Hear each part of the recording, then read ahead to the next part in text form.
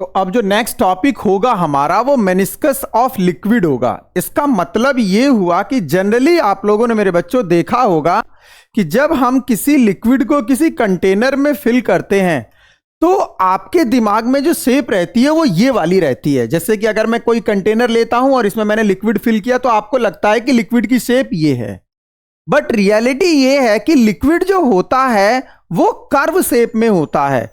हालांकि ये वाली भी शेप पॉसिबल है अगर आपके पास सिल्वर का कंटेनर हो और प्योर डिस्टिल वाटर हो तो प्लेन शेप आएगी। अदरवाइज हम एक सिचुएशन लेते हैं जिसमें हमारे पास जो कंटेनर है वो ग्लास का है, इट मींस कांच का है, ठीक है, और उसके अंदर हम लोग क्या करते हैं, वाटर को फिल करते हैं। तो हमारे सामने जो सिचुएशन आएगी मेरे बच्चों, वो सिचुएशन कुछ इस हिसाब की आएगी। जो सिचुएशन जो बनेगी मेरे बच्चों, देखो इधर, वो सिचुएशन कुछ इस तरीके से बनेगी कि हम लोग ये देखेंगे इसमें जो आपका शेप बनेगा वो कर्व बनेगा, इस तरीके से कर्व आ जाएगा। जो लिक्विड है, लिक्विड के अंदर इस तरीके से आपको कर्व देखने को मिलेगा, कर्व। तो कर्व देखने को जब मिलेगा तो एक्चुअल में ये जो कर्व आ रहा है, इसी कर्व को हम लोग क्या बोल रहे हैं, मेनिस्कस। ये जो आपका कर्व आ रहा है इस तरीके का, ये जो कर्व है ये क्या है, आपका मेनिस्कस है, ठीक है। अब क्वेश्चन ये आपके दिमाग में आएगा कि ये कर्व आया क्यों। हमने क्या किया है, हमने यहां पर ये ग्लास कंटेनर लिया हुआ है मेरे बच्चों। ये जो कंटेनर है ये ग्लास का है और ये आपका क्या है, वाटर है। हुआ क्या इसमें, मैंने आपको अधेसिव फोर्स और कोहेसिव फोर्स समझाया हुआ है। तो जो अधेसिव फोर्स है और कोहेसिव फोर्स है वो यहां पर इंपॉर्टेंट रोल प्ले कर रहा है लिक्विड को उसकी शेप में लेकर आने में, कि लिक्विड कॉनकेव शेप में जाएगा या लिक्विड कॉन्वेक्स शेप में जाएगा। आइए समझते हैं। अधेसिव फोर्स जो होता है हमारा, वो क्या होता है, डिफरेंट टाइप के मॉलिक्यूल्स के बीच में। मतलब वाटर का मॉलिक्यूल जब ग्लास के मॉलिक्यूल से फोर्स लगा रहा होगा, कंटेनर के मॉलिक्यूल से फोर्स लगा रहा होगा तो वो अधेसिव होगा। और अगर हम बात करें वाटर के मॉलिक्यूल का, वाटर के मॉलिक्यूल के साथ जब फोर्स लगेगा तो वो क्या हो जाएगा, वो कोहेसिव हो जाएगा। अब हम इस शेप को समझते हैं। देखिए ये शेप एक्चुअल में आई कैसे।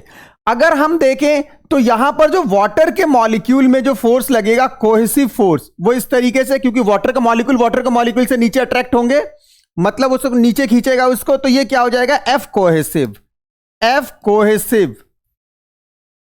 और वाटर के मॉलिक्यूल का जो ग्लास के मॉलिक्यूल के साथ फोर्स लगेगा वो इस तरफ, जो कि एफ अधेसिव होगा, ठीक है, एफ अधेसिव। अब समझना सही से जरा, एफ अधेसिव और एफ कोहेसिव। आप मुझे यह बताइए, अगर मैं इन दोनों का रिजल्टेंट कैलकुलेट करना चाहूं तो दो वेक्टर क्वांटिटी का रिजल्टेंट हम किस फॉर्मूले से कैलकुलेट करते हैं, लॉ ऑफ पैरेललोग्राम से। तो अगर मैं यहां पर लॉ ऑफ पैरेललोग्राम कंप्लीट करता हूं मेरे बच्चों, अच्छा ये बताइए इसमें अधेसिव ज्यादा होता है या कोहेसिव। इसमें जो होता है आपका अधेसिव ज्यादा होता है। क्यों, क्योंकि जो वाटर होता है वो ग्लास के कंटेनर से स्टिक कर जाता है। तो अगर मैं रिजल्टेंट निकालूंगा मेरे बच्चों, जैसे अगर मैं इसकी लेंथ ज्यादा रख सकता था, तो देखिए अब अगर मैं रिजल्टेंट निकालूंगा इस हिसाब से, तो ये मैंने पैरेललोग्राम कंप्लीट किया और ये जो आया इधर से, ये रिजल्टेंट है, रिजल्टेंट आर। इसका मतलब ये हुआ, आप समझ सकते हैं कि ये जो रिजल्टेंट है ये इस तरीके से नीचे की तरफ खींच रहा है। तो यहां पर आप एक बात बताइए, अगर यहां इस वाले शेप को ले रहा हूं मैं, अगर मैं इसको मैं नीचे की तरफ ऐसे खींचूंगा मैं, तो ये जो शेप है ये कॉनकेव शेप ले लेगा ना, ये इस हिसाब का शेप। सेम इसी तरीके से यहां भी हो रहा है। यहां पर इस तरफ आपका एफ अधेसिव लग रहा है और इस तरफ आपका एफ कोहेसिव लग रहा है, तो इसका रिजल्टेंट इधर आएगा। तो जब दोनों एंड से नीचे की तरफ खींचेगा तो ये रिजल्टेंट क्या हो जाएगा, आपका रिजल्टेंट जो है ये फोर्स आपका किस तरफ आएगा, ये नीचे की तरफ आएगा। तो ये जो शेप लेगा ये किस हिसाब की शेप लेगा, ये कॉनकेव शेप ले लेगा।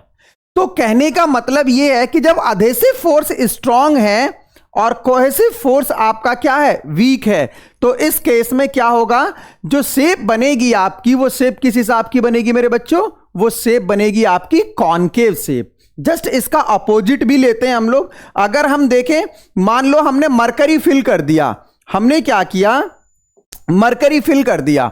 अब जब हम मरकरी फिल करेंगे तो मरकरी वाले कंटेनर में क्या होगा, समझना सही से। अब मरकरी वाले कंटेनर में क्या होता है कि मरकरी के केस में आपका अधेसिव फोर्स मरकरी मॉलिक्यूल्स के बीच में ज्यादा होता है, और मरकरी मॉलिक्यूल और कंटेनर के मॉलिक्यूल के बीच में लगने वाला अधेसिव फोर्स जो होता है वो हमारा वीक होता है।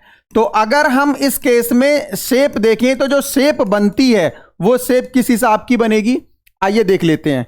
यहां पर अगर हम समझे तो शेप जो जाती है हमारी वो कॉन्वेक्स शेप जाती है। ऐसा क्यों होता है कि कॉन्वेक्स शेप बनेगा भाई, समझो जरा।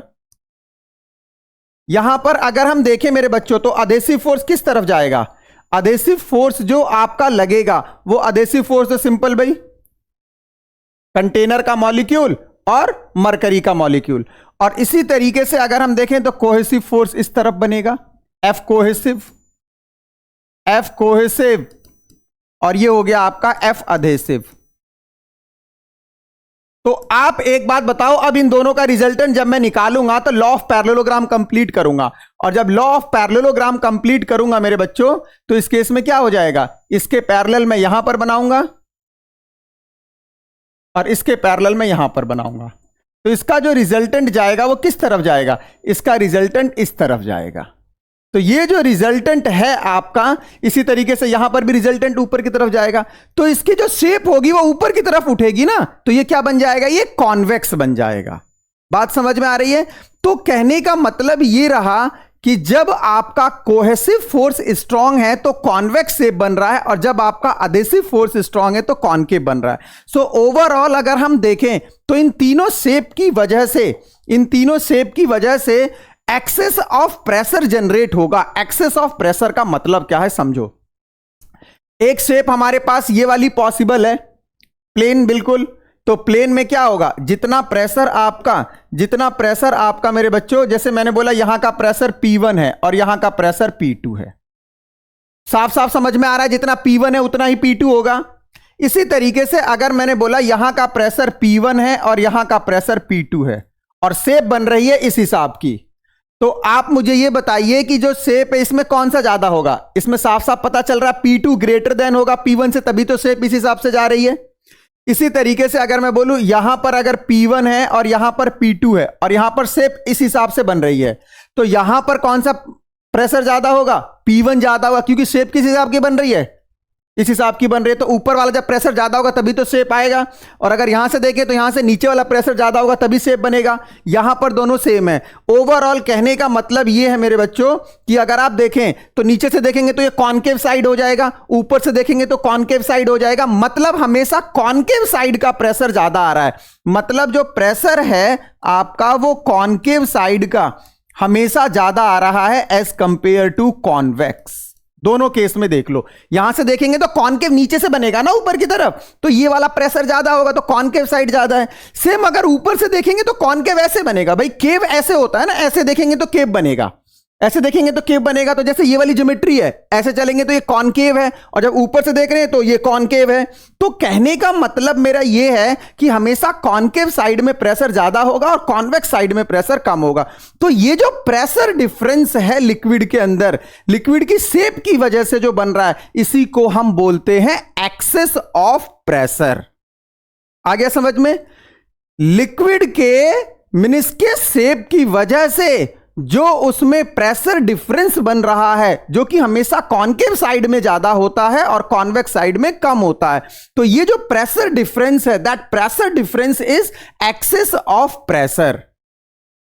और जनरली ये किस वजह से होगा, due to the cohesive and adhesive force. अब आइए जरा इस एक्सेस ऑफ प्रेशर को हम लोग देख लेते हैं भाई।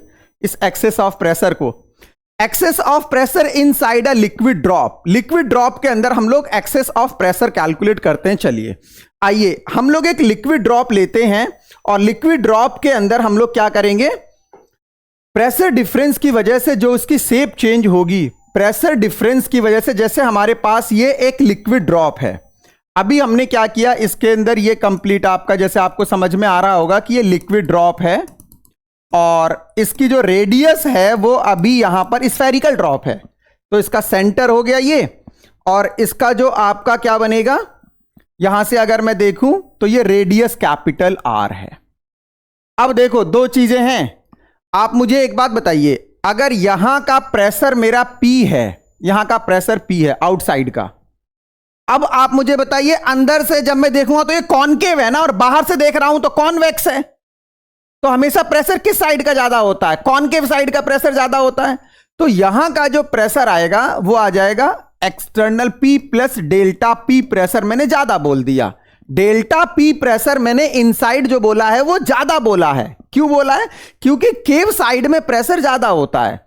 तो ये जो delta P extra pressure generate हो रहा है, इस एक्स्ट्रा प्रेशर की वजह से क्या होगा? फोर्स लगेगा, जिसकी वजह से ये जो हमारी ड्रॉप है, ये ड्रॉप हमारी क्या करेगी? ये जो ड्रॉप है हमारी बच्चों, वो एक्सपेंड करेगी।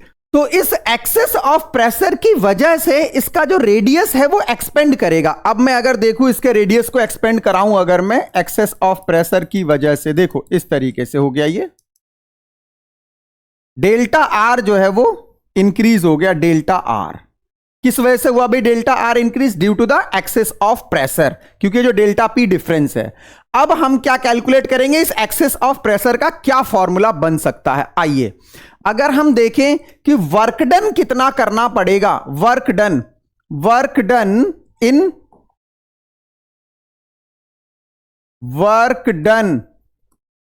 इन स्ट्रेचिंग रेडियस डेल्टा आर कितना हो जाएगा भाई? वर्क डन कितना होगा? W का फॉर्मूला होता है फोर्स इनटू डिस्प्लेसमेंट। डिस्प्लेसमेंट है डेल्टा आर। ठीक है मेरे बच्चों, डिस्प्लेसमेंट कितना है? Delta r. अब आप मुझे एक बात बताइए यार, ये जो फोर्स लग रहा है जिसकी वजह से ये एक्सपेंड हो रहा है, वो फोर्स किस वजह से आ रहा है? Due to the excess of pressure. ये जो डेल्टा P प्रेशर है, इसी वजह से तो ये एक्सपेंड कर रहा है। तो डेल्टा P प्रेशर जो है वो कितने एरिया पर लग रहा है? ये लग रहा है पूरे 4 पाई आर स्क्वायर पर, क्योंकि स्फेरिकल है ना शेप हमारी। तो यहां पर अगर हम देखें तो ये हो जाएगा मेरे बच्चों P into 4 pi are square into delta r. ये आपका क्या है? डेल्टा P लेकर चल रहा हूं, excess of pressure delta P, equation number 1। ये हमने वर्क डन कैलकुलेट कर लिया। जब मैंने आपको सरफेस एनर्जी पढ़ाया था, तो सरफेस एनर्जी के टाइम पर मैंने एक वर्क डन और कैलकुलेट कराया था सरफेस एनर्जी के फॉर्म में। वो क्या था आपका? W equal to surface tension into change in area. Change in area. अब अगर यहां पर हम चेंज इन एरिया देखेंगे, ये इक्वेशन नंबर 2 हो जाएगा हमारा। चेंज इन एरिया मेरे बच्चों, delta A equal to final area 4 pi R plus delta R का whole square minus initial area. ठीक है, अब आप इसको सॉल्व कर दीजिए। ये हो जाएगा 4 pi are square plus delta R का square plus 2 R delta R minus 4 pi are square. ये हो जाएगा आपका 4 pi are square plus 4 pi delta R का स्क्वायर प्लस ये हो जाएगा 8 pi are delta R minus 4 pi are square. Derivation important है ये क्लास लेवल पर। जब आप लोग 11th क्लास का एकेडमिक लेवल देखते हैं तो उसमें देखिए 4 पाई आर स्क्वायर से 4 pi are square cancel out होगा। और ये वाली टर्म समझिए जरा, इसमें आ रहा है डेल्टा आर स्क्वायर। भाई डेल्टा आर कितना होगा यार? डेल्टा आर बहुत कम होता है, नोटिस भी नहीं कर पाओगे कि लिक्विड ड्रॉप जो है एक्सपेंड हो रही है। तो डेल्टा आर की वैल्यू बहुत कम होती है, 1 से बहुत छोटी होती है। जब आप इसका स्क्वायर करेंगे ना, जैसे देखो एक एग्जांपल, मैंने 0.01 का स्क्वायर किया तो यार ये हो जाएगा 0.0001, ये तो और छोटा हो गया। तो इसको हम क्या कर देंगे? नेग्लेक्ट कर देंगे, तो ऑलमोस्ट ये खत्म। तो ओवरऑल डेल्टा ए कितना आ गया मेरे बच्चों? अगर मैं डेल्टा ए की बात करूं तो जो डेल्टा ए आ रहा है, ये डेल्टा ए कितना आ गया? डेल्टा ए आ रहा है how much? 8 pi are delta are. ठीक है, 2 में रखिए वैल्यू फ्रॉम 2। अगर हम 2 इक्वेशन में रखें तो W equal to surface tension into change in area, that is 8 pi are delta r, equation number 3। अब इक्वेशन नंबर 2 और equation number 3 same work perform कर रहे हैं। डेल्टा आर रेडियस चेंज कराने के लिए जो वर्क डन है वही तो कैलकुलेट किया है ना। तो जब वही वर्क डन कैलकुलेट हुआ है तो इसे आप इक्वेट करिए फ्रॉम 1 and 3। अगर मैं 1 और 3 की बात करूं मेरे बच्चों, तो ये हो जाएगा delta P into 4 pi are square delta r equal होगा किसके, S into 8 pi are delta r. अब यहां से इक्वेट करिए जरा, देखो 4 पाई आर स्क्वायर से ये कैंसिल आउट हो जाएगा कितने टाइम, 2, कितने टाइम कैंसिल आउट होगा ये 2, और यहां पर क्या आ जाएगा आपका आर एक कैंसिल आउट हो जाएगा। जब इसको आप सॉल्व करेंगे तो ये कितना आ जाएगा, डेल्टा P इक्वल टू, जब आप सॉल्व करेंगे तो यहां पर सिंपल S बचेगा, 2 बचेगा और यहां पर ये अपॉन में आ जाएगा। तो डेल्टा P जो आया एक्सेस ऑफ प्रेशर वो कितना आया, 2S अपॉन R आ गया। बात समझ में आ गई। ये जो एक्सेस ऑफ प्रेशर होता है लिक्विड ड्रॉप के अंदर वो कितना होता है, 2S अपॉन R। अब यहां पर एक बात समझिए जरा, अगर ये सॉफ्ट बबल होता, सॉफ्ट बबल की बात कर रहा हूं मैं, सॉफ्ट बबल, एयर बबल नहीं, सॉफ्ट बबल, तो सॉफ्ट बबल के केस में क्या होगा, यहां पर जब मैं इक्वेशन 2 फ्रेम कर रहा था तो यहां पर मैं 2 की मल्टीप्लाई कर देता क्योंकि सरफेस टेंशन दोनों फेस से लगेगा। तो सॉफ्ट बबल के लिए ये जो फॉर्मूला बनेगा मेरे बच्चों, सॉफ्ट बबल के लिए, सॉफ्ट बबल के लिए ये जो फॉर्मूला बनेगा उस केस में कितना हो जाएगा, डेल्टा P जो होगा वो 4S upon R, 4S upon R। ये किसके लिए है, ये सॉफ्ट बबल के लिए है। इसी तरीके से मानो कि अगर एयर बबल है, एयर बबल कैसे बनेगा, ये रेडियस R हो गया, एयर बबल है। अब इसके चारों तरफ क्या कर दिया हमने, लिक्विड फिल कर रखा है ये, तो ये बन गया आपका एयर बबल। एयर बबल बनेगा तो ये भी सिंपल किसकी तरह काम करेगा, इसमें एक ही फेस है एयर के कांटेक्ट में तो सरफेस टेंशन एक ही लगेगा, तो इसमें जो एक्सेस ऑफ प्रेशर जनरेट होगा डेल्टा P इक्वल टू फिर से 2S अपॉन R हो जाएगा। तो ये सारी बातें आपको पता होनी चाहिए। ये फॉर्मूला आता है एग्जाम में करने के लिए, बाकी MCQ के लिए डायरेक्ट हम लोग फॉर्मूला अप्लाई करेंगे और आसानी से कैलकुलेट करेंगे। तो किसी भी लिक्विड ड्रॉप के अंदर अगर आपको एक्सेस ऑफ प्रेशर कैलकुलेट करना है मेरे बच्चों, तो एक्सेस ऑफ प्रेशर का फॉर्मूला कितना आएगा, 2S अपॉन R, और अगर सॉफ्ट बबल है तो वहां पर क्या कर देंगे आप, 4S अपॉन R करेंगे। ठीक है, चलिए अब हम लोग जो है इस पर कुछ न्यूमेरिकल्स देख लेते हैं और न्यूमेरिकल्स के बाद फिर हम लोग एंगल ऑफ कांटेक्ट की तरफ चलेंगे। आइए देखो, एक्सेस ऑफ प्रेशर से जो हमारा फर्स्ट न्यूमेरिकल है सिंपल फार्मूला बेस है, जैसा अभी हम लोगों ने देखा बिल्कुल। The excess pressure inside a soft bubble of radius 4 centimetre is 30 dyne per centimetre square, the surface tension is. Simple formula based question है बिल्कुल। तो यहां पर अगर मैं मेरे बच्चों एक्सेस ऑफ प्रेशर की बात करूं तो सॉफ्ट बबल के लिए जो एक्सेस ऑफ प्रेशर आता है हमारा कितना आता है, 4S अपॉन R आता है। हमें क्या बताना, सरफेस टेंशन, तो S कितना हो जाएगा आपका, PR अपॉन 4।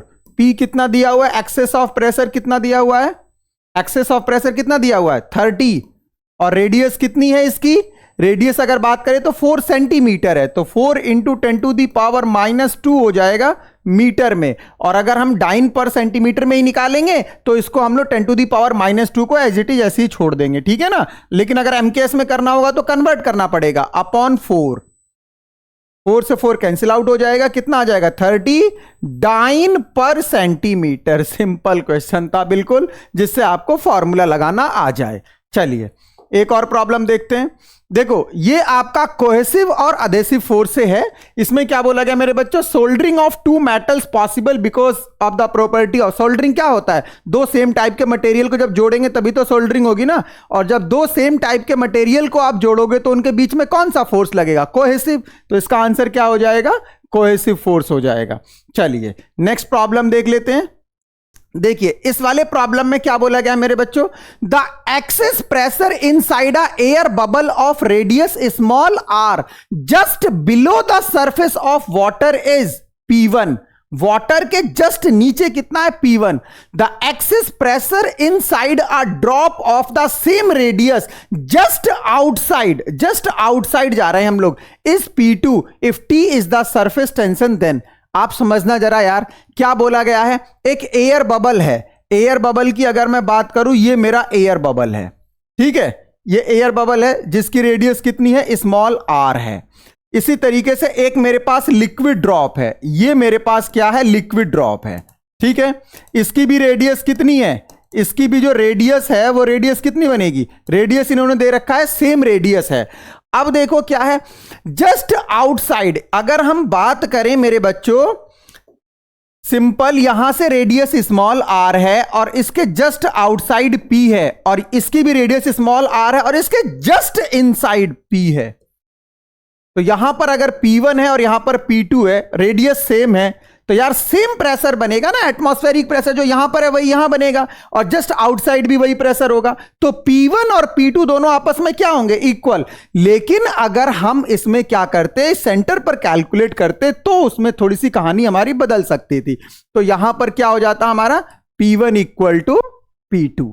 ठीक है, नेक्स्ट देखो इसमें, if a liquid does not wet glass its angle of contact is. भैया अगर कोई भी लिक्विड किसी ग्लास को वेट नहीं कर रहा है, वो तभी होता है जब अधेसिव फोर्स आपका वीक हो और कोहेसिव फोर्स स्ट्रांग हो। और जब आपका कोहेसिव फोर्स स्ट्रांग होता है तो एंगल जो बनता है आपका, वो एंगल क्या बनता है, एंगल ऑफ ऑब्ट्यूज। तो अगर वेट नहीं कर रहा है तो इस केस में क्या बनेगा, ऑब्ट्यूज, जो मरकरी वाला केस है। मरकरी वेट नहीं करता है ग्लास को, ठीक है ना।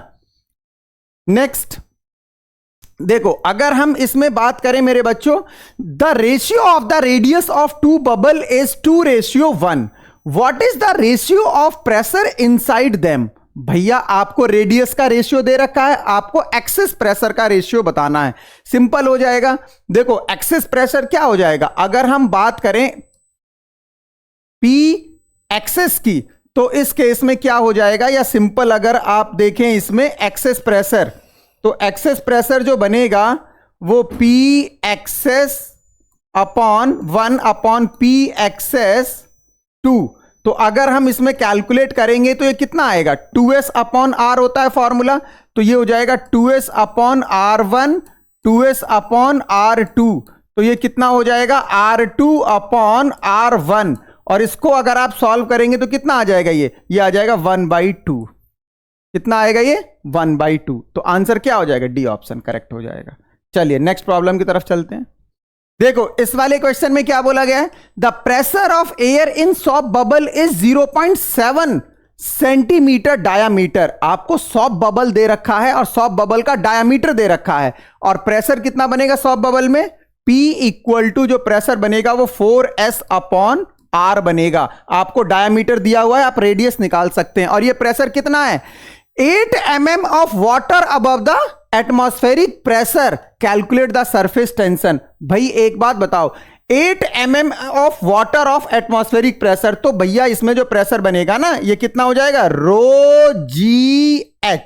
कितना प्रेशर बनेगा, ये ρgh बनेगा। तो जब आप इसको इसके सामने रखो, क्योंकि दोनों प्रेशर क्या है, सेम है ये, तो ये हो जाएगा 4s upon R equal to ρgh। सारा डाटा आपको दिया हुआ है, आपको कैलकुलेट करना है सरफेस टेंशन। रेडियस दी हुई है, डायमीटर का हाफ कर देंगे, डेंसिटी आप इसमें वाटर का कंसीडर कर सकते हैं 10⁻3, और G इसमें 9.8, H आपको 8 mm दिया हुआ है, तो आप उसको मीटर में कर लेंगे। ठीक है, सॉल्व करेंगे, S की जो वैल्यू आएगी एग्जैक्ट 6.86 इंटू 10⁻⁻2 ट्राई कर सकते हैं।